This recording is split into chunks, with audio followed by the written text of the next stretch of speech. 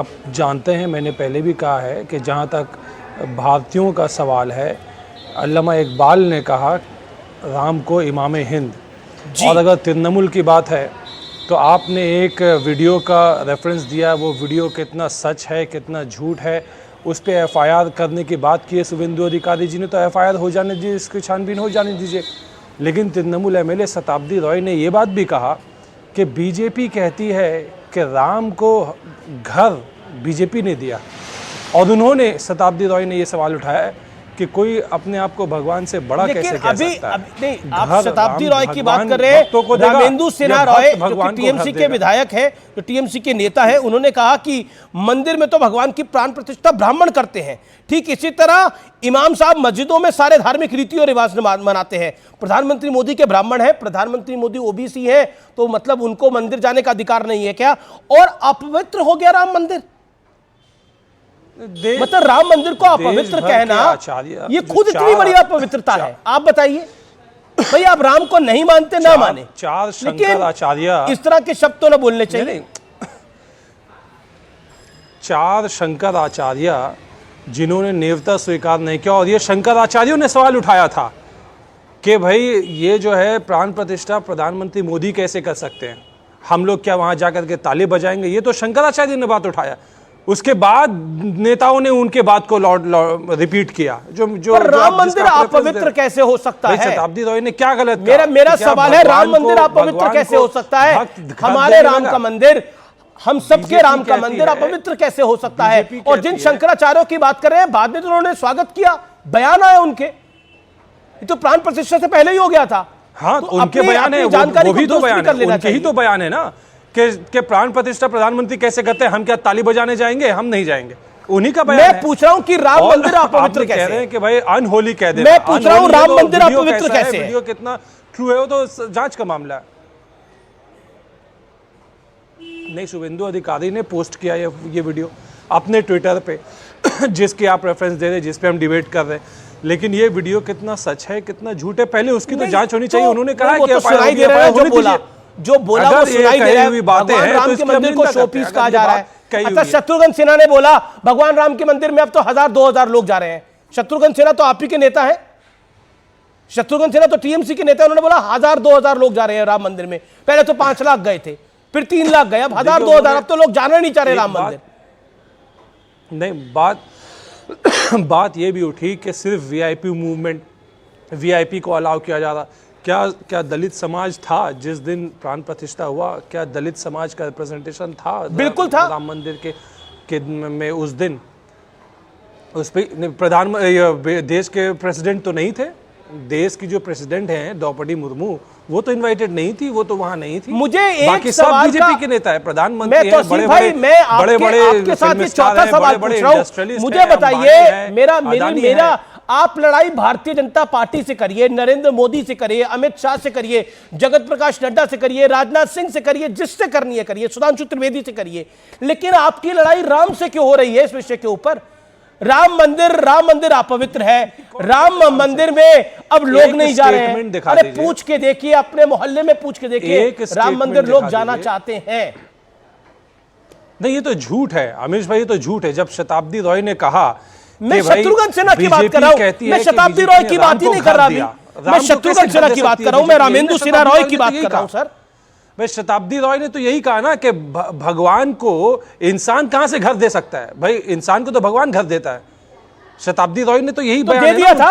आप कह रहे शत्रुघ्न सिन्हा, बीते 550 साल में रामलला को घर मिल गया था लोग जा रहे हैं। मैं सवाल पूछता हूं कि अगर इंसान घर दे सकता था तो 550 साल में मिल गया था क्या? आम जनता को खड़े रहना पड़ेगा, वहां पे ज्यादा पैसा देकर भाई 550 साल में मिल गया था क्या घर राम को? गेट बनेगा एक वीआईपी के लिए। एक साधारण सी बात है, कोई बच्चा नवविवाहित भी होता है ना, तो उसको 10 साल बाद कहते हैं कि उसकी धर्मपत्नी भी कहती है कि अब हमारा अपना घर होना चाहिए। लेकिन रामलला को 550 साल भी अपना घर बाद भी मिला था क्या? अपना घर बताइए मुझे आप। 550 साल को छोड़िए, आजादी के 75 साल घर मिला था राम को।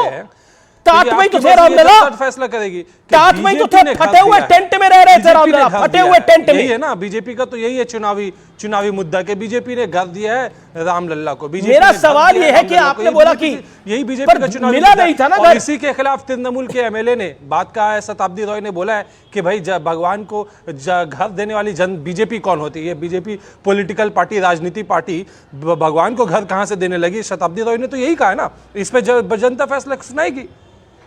जी, लेकिन मैं आपसे फिर पूछ रहा हूं, आप शताब्दी रॉय के पीछे पड़े, मैं शत्रुघ्न सिन्हा की बात कर रहा हूं, मैं रामेंदु सिन्हा रॉय की बात कर रहा हूं। शत्रुघ्न सिन्हा की ये बात कहना कि राम मंदिर में कम लोग जा रहे हैं, ठीक है। मैं सुधांशु त्रिवेदी के पास जाता हूं, उनका मैं रुख करता हूं, सुधांशु त्रिवेदी का मैं रुख करता हूं, लेकिन पहले मनोज यादव आपके पास आता हूं। मनोज जी, आप बड़े तार्किक प्रवक्ता हैं। एक सवाल प्रश्न जो मैंने सवाल टीएमसी से पूछा, बीजेपी का विरोध करते करते राम का विरोध क्यों? अमीश जी, आपका धन्यवाद कि आपने मुझे तार्किक प्रवक्ता के शब्द से नवाजा, वो भी सुधांशु जी के सामने। इसके लिए मैं आपको पत्रकारिता का सबसे बड़ा पुरस्कार पाने के लिए ईश्वर से प्रार्थना करूंगा। बड़ी अच्छी बात आपने कही और रियल में आप ही जैसा एंकर होना चाहिए। मेरे जैसे प्रवक्ता की ये प्रबल इच्छा रहती है कि अमीश देवगन जैसा व्यक्ति होना चाहिए। आप बहुत अच्छी एंकरिंग करते हैं, बड़े अच्छे सवाल पूछते हैं, लेकिन अगर क्रिकेट से सिमिलरिटी आपकी करूं तो आप सिर्फ राइट साइड के शॉट मारते हैं। Left side front foot long on long of पे आप 0 रन बनाते हो। तो कम से कम थोड़ा सा इधर की भी बैटिंग कर लेंगे, क्योंकि मैंने इस प्रोस्पेक्ट में इस बात को रखा कि आपने सारे विपक्ष के धर्म विरोधियों का तो नाम गिना दिया। योगी आदित्यनाथ से आपका तो कोई रिश्ता भी नहीं है। अजय देवगन से हो सकता है, योगी आदित्यनाथ से अमीश देवगन का कोई रिश्ता नहीं। अजी योगी आदित्यनाथ कहते हैं हनुमान जी दलित जाति के, और मेरा मानना है भगवान शिव का रुद्रा अवतार है। और एक दिनेश शर्मा है उत्तर प्रदेश में, उप मुख्यमंत्री थे, अब आपके दिल्ली में राज्यसभा में बैठते हैं। माता Sita test tube baby. Manoj Yadav की फैमिली ने और पूरे समाज ने, देश ने कहा कि वो तो माँ लक्ष्मी का अवतार है। संजय निषाद जी, राम तो पुत्र ही नहीं है दशरथ के, उनका अगर आप चला देते तो मैं कहता you are a big blast batsman, long on long off right hand, right wing के लिए राइट साइड पे ही मारते हो चौके छक्के, ये अच्छी बात नहीं है। इसलिए जो धार्मिक रूप से अब कोई साउथ में बोला है तो साउथ बीजेपी वाले को जवाब देना चाहिए। आप समाजवादी पार्टी से पूछोगे तो हम एक ही बात आपके नहीं अब आपने क्योंकि आपने बोला कि क्योंकि आप राइट की बात करते हैं। थैंक यू सो मच कि आपने बोला मैं राइट बात करता हूं। अगर गलत बात करता होता तो वो बात गलत होता है। राइट बात करने के लिए ही हम जाने जाते हैं और राइट बात ही करनी चाहिए। आपको भी राइट बात करनी चाहिए, सही बात। राइट का मतलब मेरे लिए सही है, तो आपका तमका मैं स्वीकार करता हूं मनोज भाई। लेकिन मनोज यादव, आपसे जो मेरा प्रश्न है वो है कि शत्रुघ्न सिन्हा को कि आप ही के अलायंस के पार्टनर हैं, वो कहते हैं कि राम मंदिर में अब कम लोग जा रहे हैं। हालांकि समाजवादी पार्टी के नेता नहीं गए तो उनको लग रहा होगा शायद कम लोग जा रहे हैं।